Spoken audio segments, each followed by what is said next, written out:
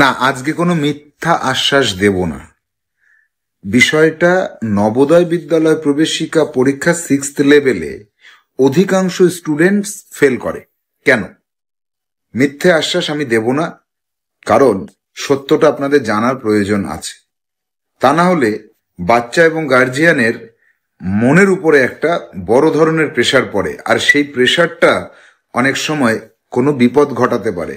আর এই সম্পূর্ণ ঘটনার জন্য দায়ী থাকে টিউশন মাস্টার যারা আছেন তারা। তাদের সামান্য একটা কথাকে বিরাট বড় ভরসার জায়গায় নিয়ে গার্জিয়ানরা একটা মানসিকতা এগিয়ে চলেন, ছাত্রছাত্রীর মধ্যে সেই জিনিসটা পুট করে ফেলেন অনেক সময়, বা ছাত্রছাত্রীরা নিজে থেকেও সেটাকে নিয়ে নেয়। তো এই সমস্যার সমাধানটা আমরা কিভাবে করব?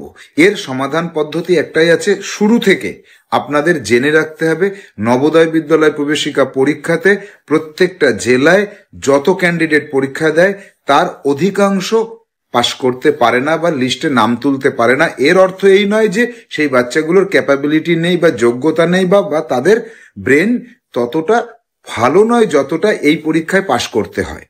তাহলে আসল বিষয়টা কি? আসল বিষয় হচ্ছে একটা জেলা থেকে 2000 বা 2500 বা 3000 বা 4000 ক্যান্ডিডেট পরীক্ষা দেয়, তার মধ্যে চান্স পায় মাত্র 80 জন। 80 জন যদি 4000 ক্যান্ডিডেটের সঙ্গে কম্পেয়ার করা হয় তাহলে কত শতাংশ পাশ করে?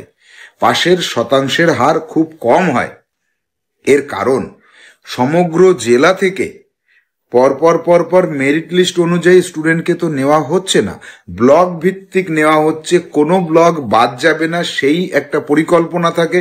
তাহলে সব ব্লক থেকে যদি নিতে হয়, এবং বিভিন্ন কোটা রয়েছে, গ্রামের কোটা, শহরের কোটা, মেয়েদের কোটা রয়েছে, এবং SC ST OBCর কোটা রয়েছে, আর বিশেষ চাহিদা সম্পন্ন শিশুর কোটা রয়েছে। তাহলে এই কোটাগুলোর মধ্যে স্টুডেন্টকে নিতে হবে। তাহলে জেনারেল কাস্টে বেশি নম্বর পেয়ে অনেক সময় চান্স হচ্ছে না, আরবান এলাকা থেকে বেশি নম্বর পেয়েও চান্স হচ্ছে না।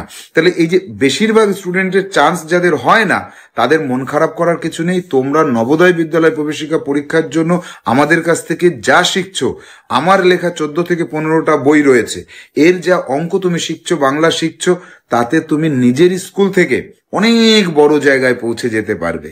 দুশ্চিন্তা করার কিচ্ছু নেই।